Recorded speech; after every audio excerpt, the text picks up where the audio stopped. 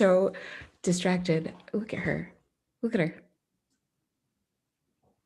She's ridiculous. I'll start recording.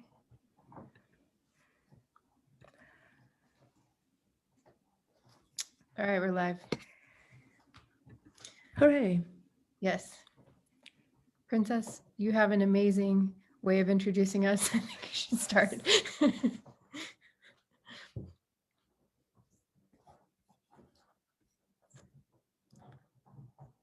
Oh, but you're muted. I know, There we go. I'm sorry. There we go.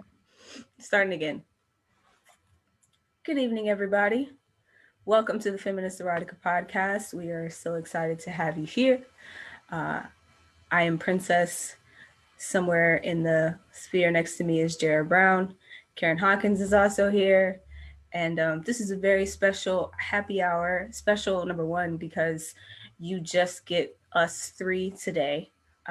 We are our own special guests. And number two, because we are talking about and talking through sexy resolutions for this year. If you are joining us live on Facebook, how you doing? It's very nice to see you out here in these streets. If you are listening to the podcast, welcome. Nice to have you back. You're missing an incredible button down that I'm wearing for this special occasion because I did not I don't remember what I did for New Year's because that was 6 years ago. But yeah, how is everybody doing tonight? We're planning a very special emotional roller coaster for our listeners today. So we're starting with my soothing voice. This is what I use to put babies and puppies to sleep. Can you work on rabid cats? Just real quick. Just a real quick little good night story for this one. Great. Hyacinth, we love you. Your anger is valid. You don't need to project. We can work through whatever it is you're feeling. There you go. Just take that recording and play it on loop, and it should run it down for you. Thank you. Word. It reminds me of like the cat TV or something that's supposed to. I've never tried it. I have no idea if it works. Oh no, don't do it.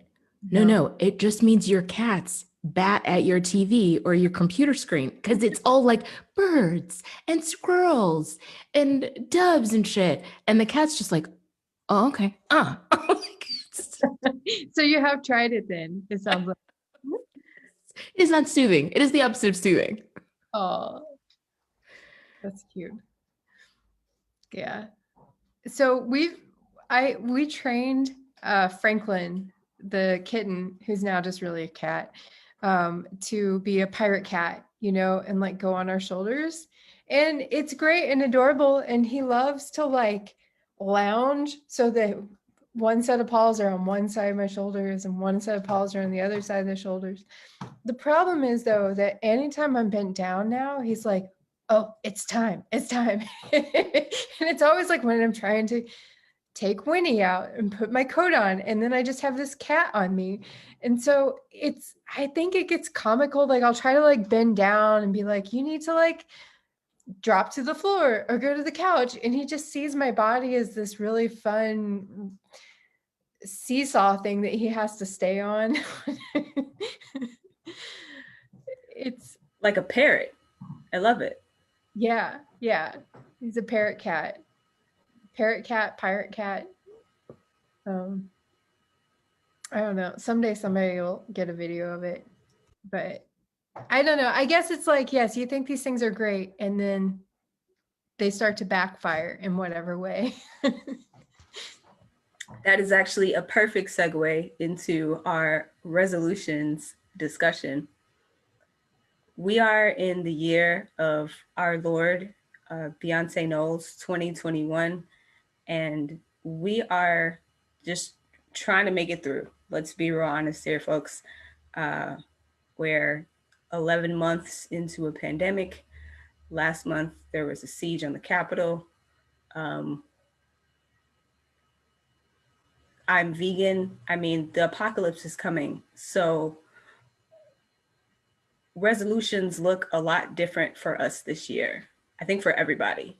If you happen to set a resolution, if that's been your jam for the last few years, then it may be a little hard to figure out what the year looks like or what we actually want to do with our lives outside of living in soft pants and wine.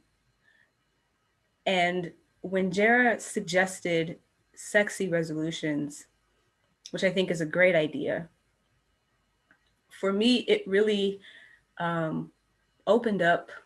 Well, number one, it made resolutions feel like fun again instead of trying to drastically change who I am in the course of 30 days and then maintain it for another 335. So I think, you know, sexy resolutions and figuring out how to really tap into our ourselves as sexual beings in a meaningful way that doesn't feel overwhelming or forced is something that a lot of people I could definitely use.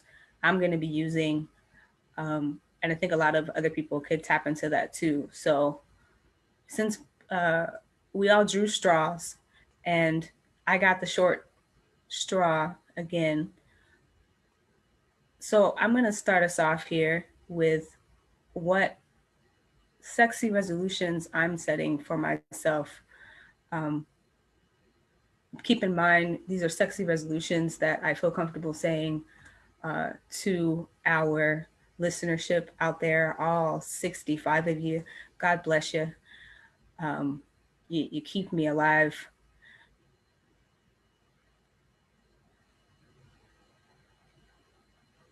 You can't see it, but I'm taking the first step of my sexy resolution right now, and that is opening the top button on my shirt and letting my clavicle breathe a little more. Last year it was hard because 2018 was a year that I really consciously took steps to reconnect with my body.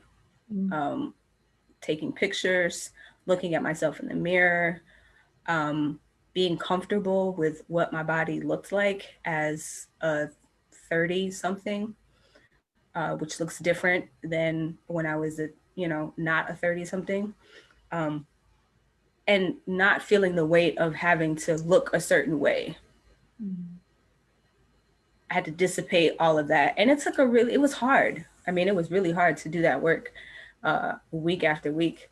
Hardest on my camera roll, because I had so many pictures and selfies that just live in the graveyard of my Google Photos albums. Yeah. I continued a little bit of that work in 2019, still kind of trying to chronicle my face. And 2020 started out well, got, a few pictures in. I feel like I took a bunch of photos. The last big event I had before the world closed was a leap year wedding.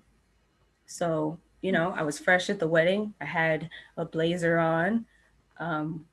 My partner had a dress that matched me. We were, moving on up.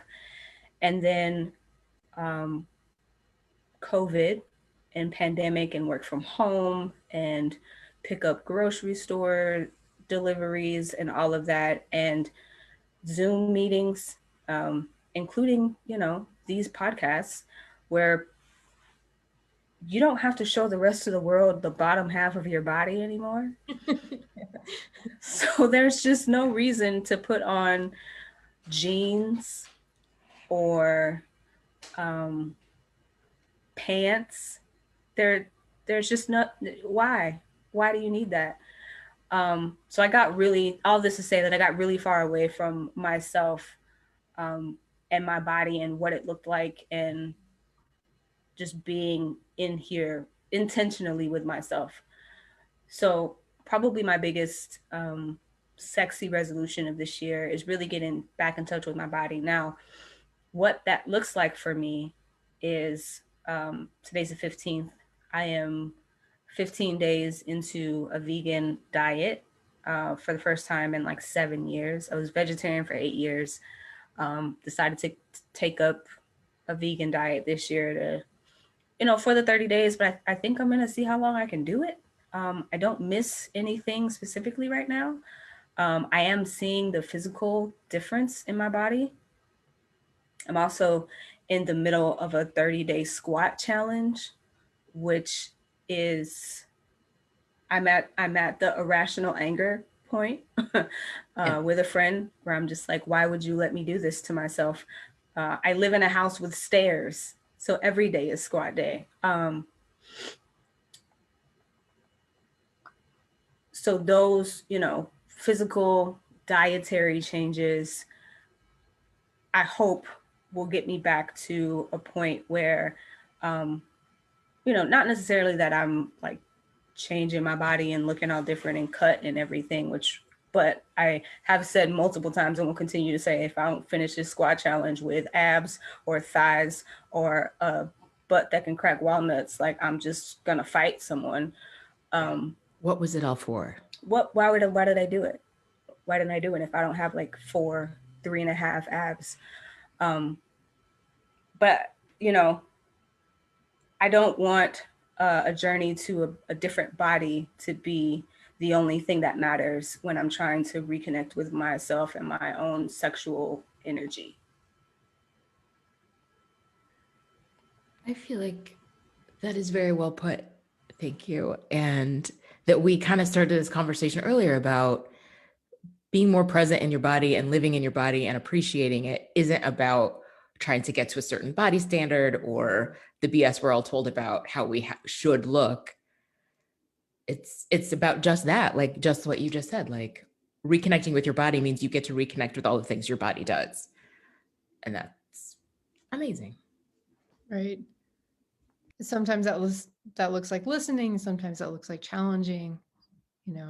It's like any relationship, right? Yeah. So those reconnecting to one's body, I mean, overall, part of what I was thinking about is like that we often, what's the word? Like divide our sexual selves as meaning this one very specific thing, and it can only mean that, when maybe it doesn't have to be, like it can just be an inner fluid part of everything else that we're doing to take care of ourselves or enjoy the world or be embodied. Yeah, I think it's like looking at yourself and finding yourself attractive. Like that's a place that I think more people, if they're not there already, are trying to get to. Yeah. As opposed to only like would you have sex with yourself?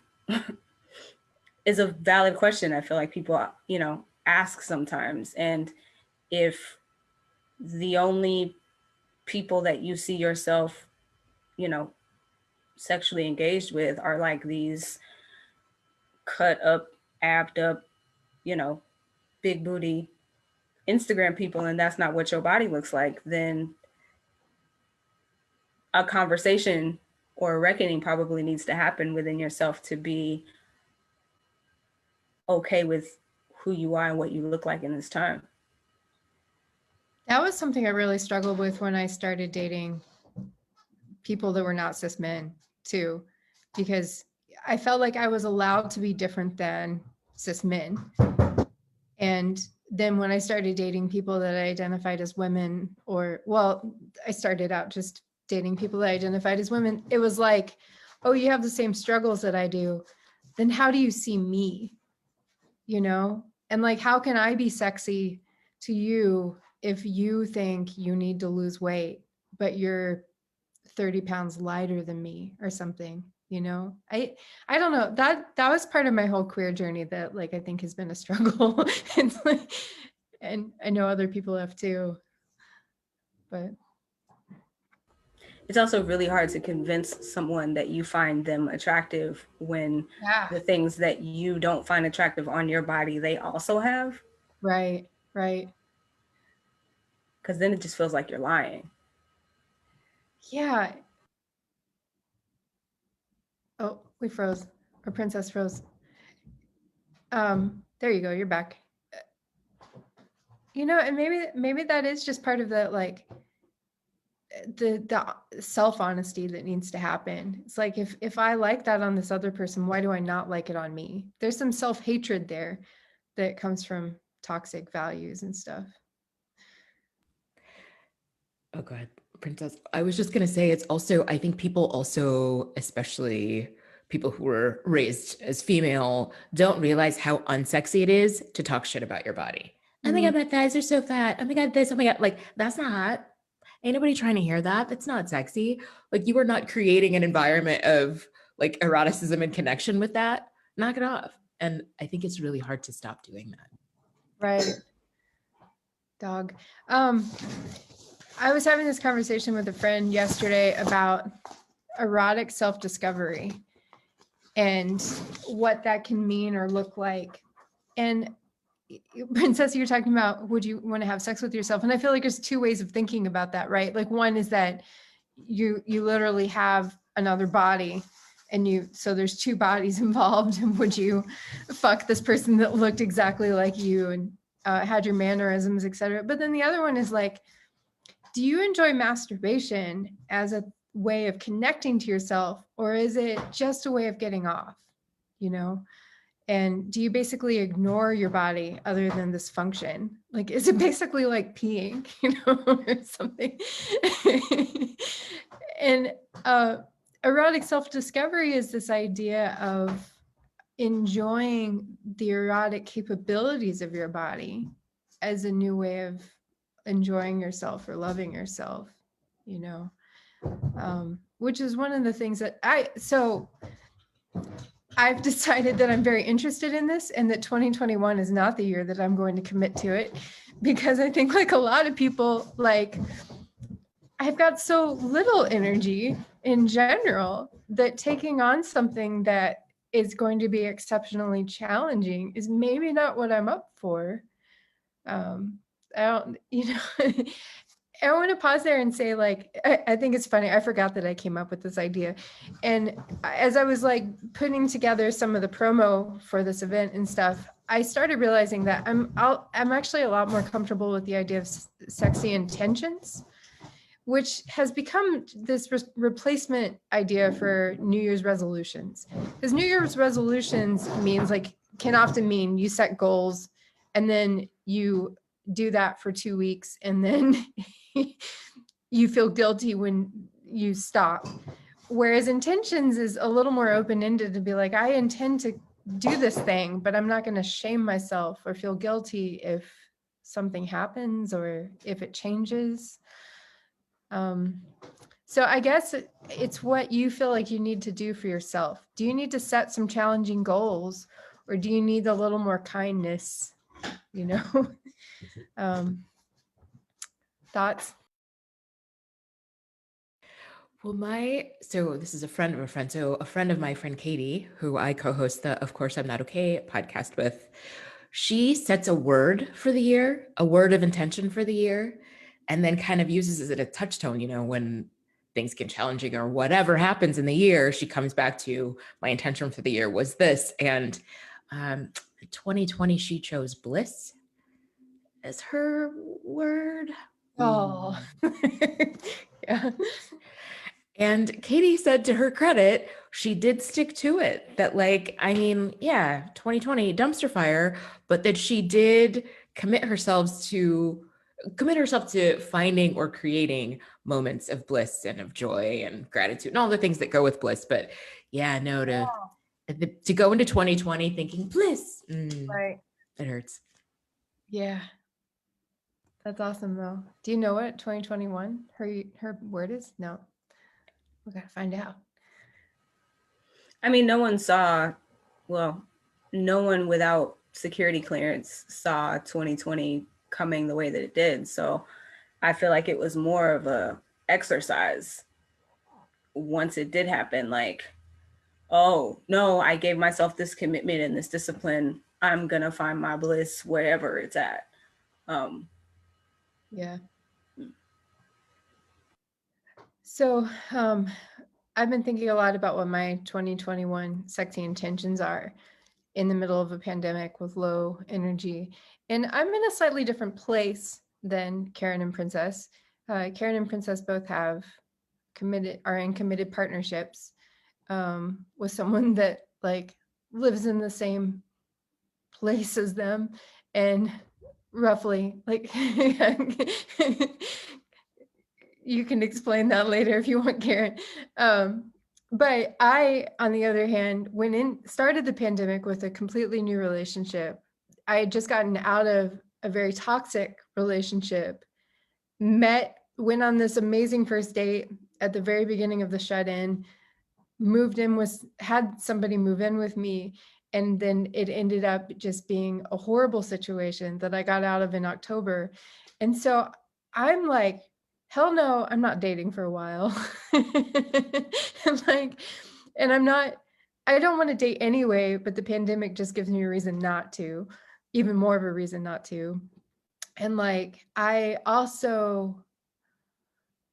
feel like I've had so many amazing, sexy adventures over the past, well, like, I don't know, 10 years really, but like enough so that I, like 2 years ago, decided to go pro as a sex worker and try to share everything that I've learned from various like sexual escapades and like sexual self-journeying and stuff. And so a lot of my journey, my sexual experiences, I think coming up would still be with clients, but I'm sort of at this point now where I'm like, all right, I need to process a lot. I need to not have so many crazy experiences, and I need to sit with myself and like figure out like, well, where do I learn? What do I learn from all this? And here's a tricky one that I've been thinking about, and this gets deep, so be prepared. But so like I came out late in life at 26 as bisexual, and part of why I came out so late, part of it was Christian upbringing, and part of it was living in a very small town in Indiana in the 90s with absolutely no. I don't think I met a lesbian until I was an out lesbian until I was in my mid-20s. Like there wasn't mirrors with which to see my queerness and make it okay.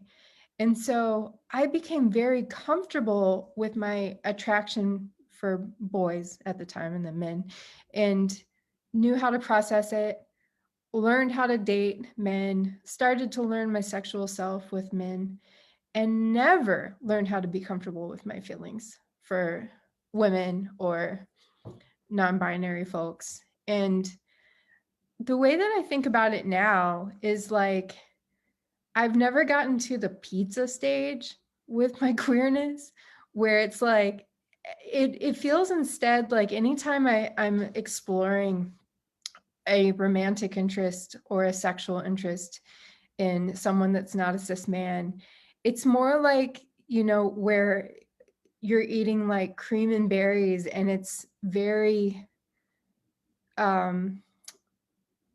there's a lot of flavor and sensation, and you have to be prepared for it to be intense, as opposed to like just pizza where it's just like, okay, I'm done. and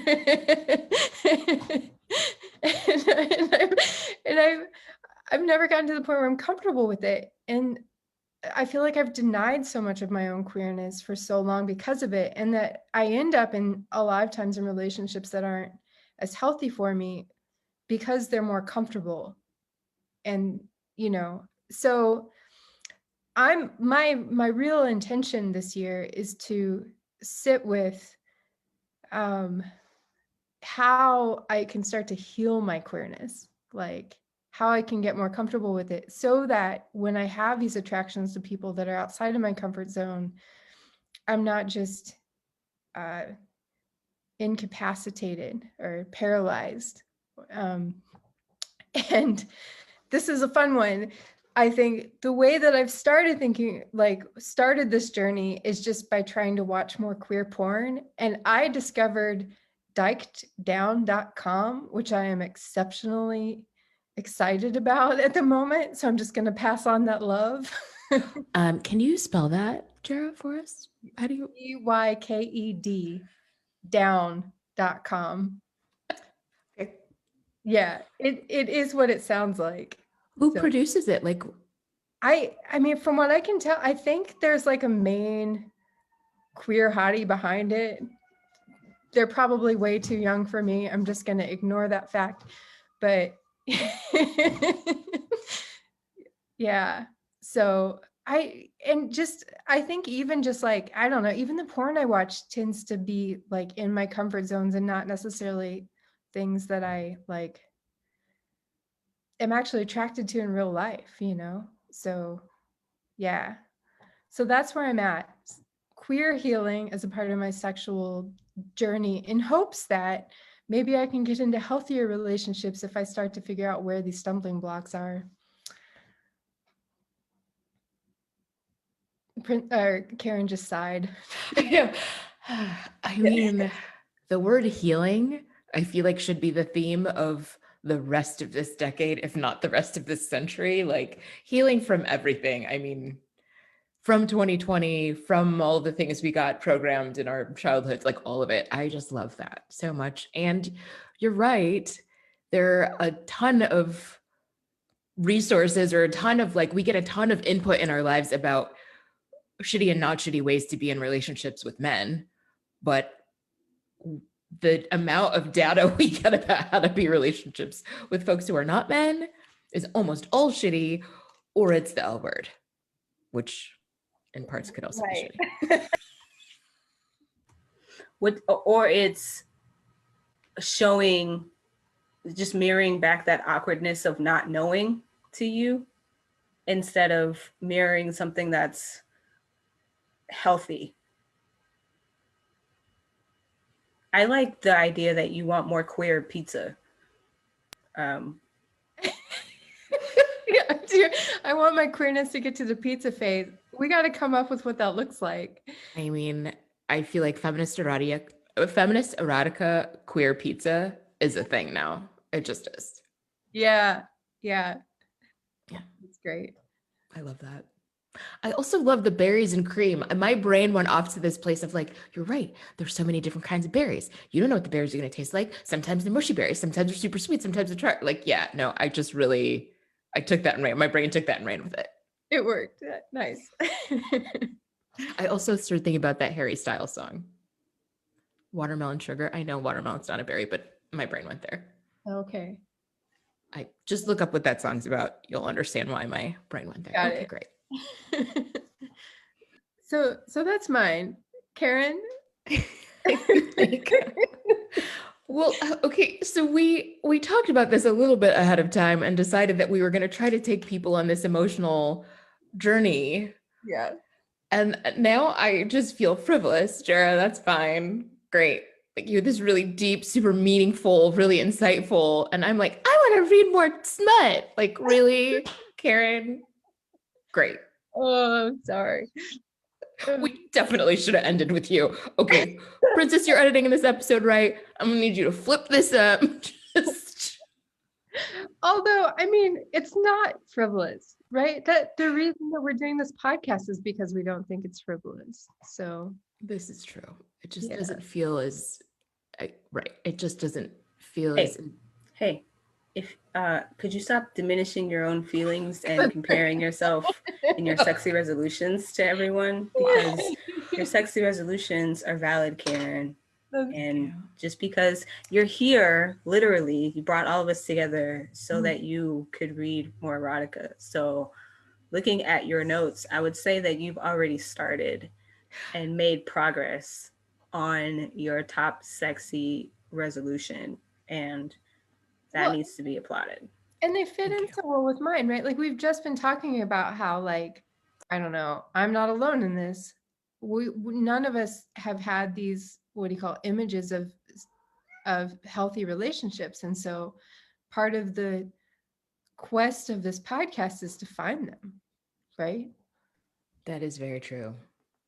Oh, I feel so much better about mine. Yeah, mine are amazing. Okay, great. Yeah. So take us through the notes. Like, what are you looking for? Okay, so obviously to consume more erotica and to find more of it and to find more of it that feels feminist to me. I mean, you're right. That was the reason we started this, was that when you Googled feminist erotica, not only was that URL not taken, what you got was not great. Your options were not great. And there was nobody doing the kind of work around it that we are doing. So that's one of my resolutions for this year, to discover more diverse authors, like to the point you're both making about trying to have somebody model what a healthy, fun relationship looks like. One of the things I've enjoyed about the reading that we've done already is all of these wild relationships and the different configurations of them. You both know I'm currently obsessed with Katrina Jackson's work and the polyamorous triads, and every character in all of her stories are just horny all the time. Everybody sleeps with everybody. It's just this wild world she's created. And it's like, yeah, okay, sure. I'm gonna sign up for that. Sexy spies, why not? So that's another thing. I feel like there are all of these folks who are doing this writing who I am super excited to discover. I'm excited to bring to the podcast. Oh my God, Jared, I keep forgetting we have identical cats. I know. So, like completely identical cats. The next one is to get more comfortable writing fiction in general, because I am trained as a journalist. I was just talking to Katie about this, and we get so focused on the facts. People reading fiction don't want to know exactly the temperature and exactly what somebody said. They don't want every sentence attributed to somebody, right? And that's the way my brain works. So learning to write fiction, getting comfortable with it, getting comfortable with erotica. I have a pen name picked out, which of course I can't say. Oh, That's the point of having a pen name.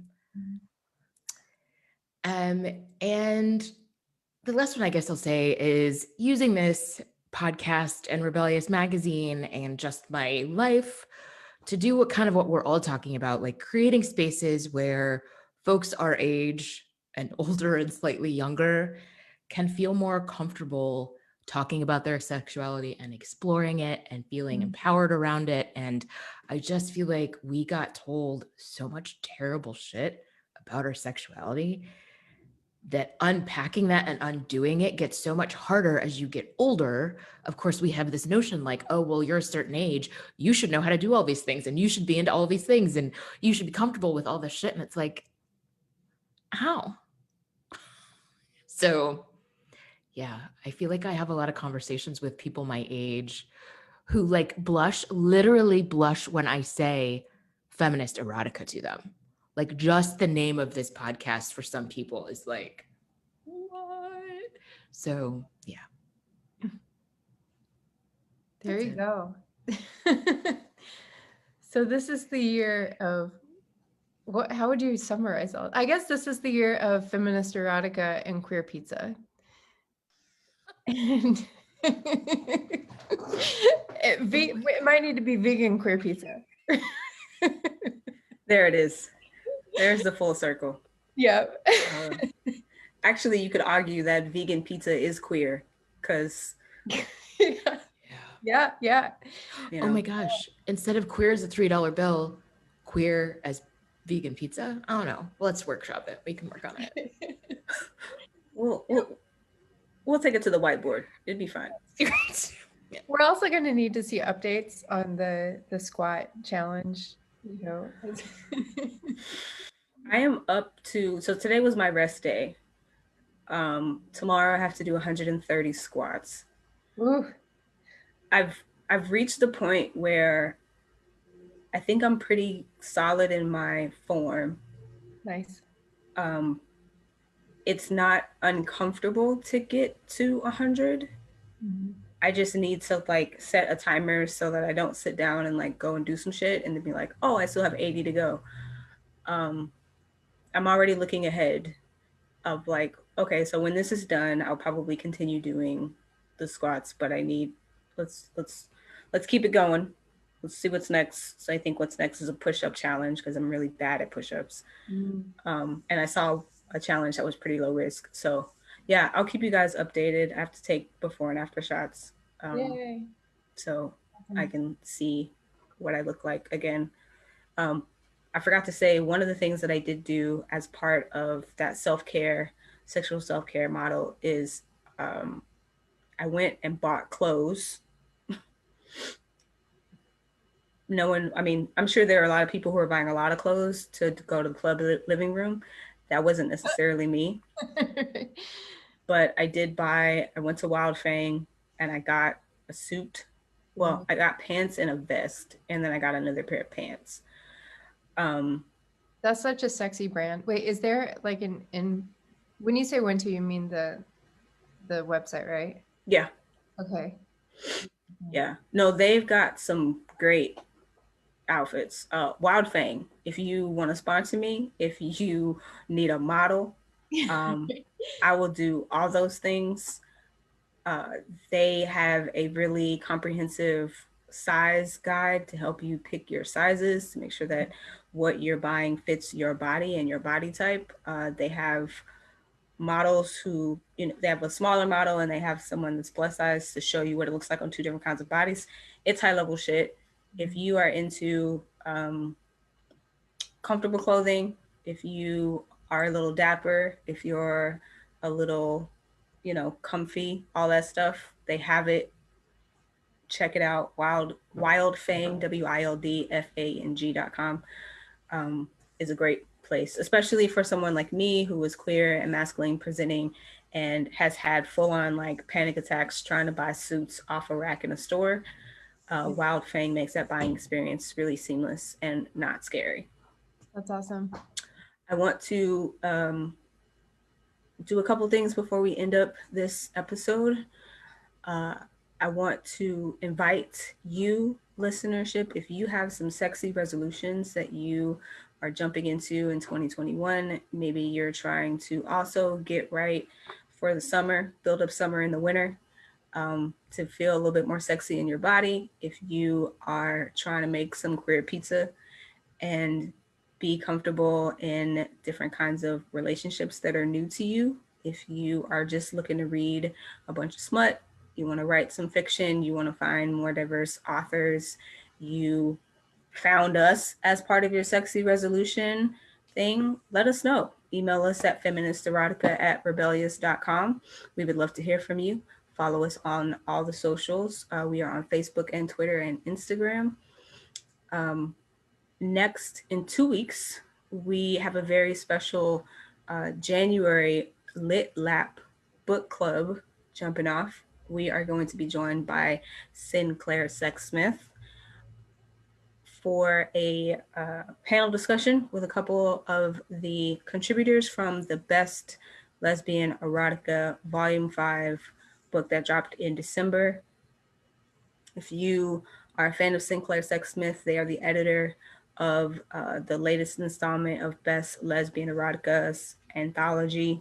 Check it out. Join us for that discussion. We will be reading it, and you can check out the link.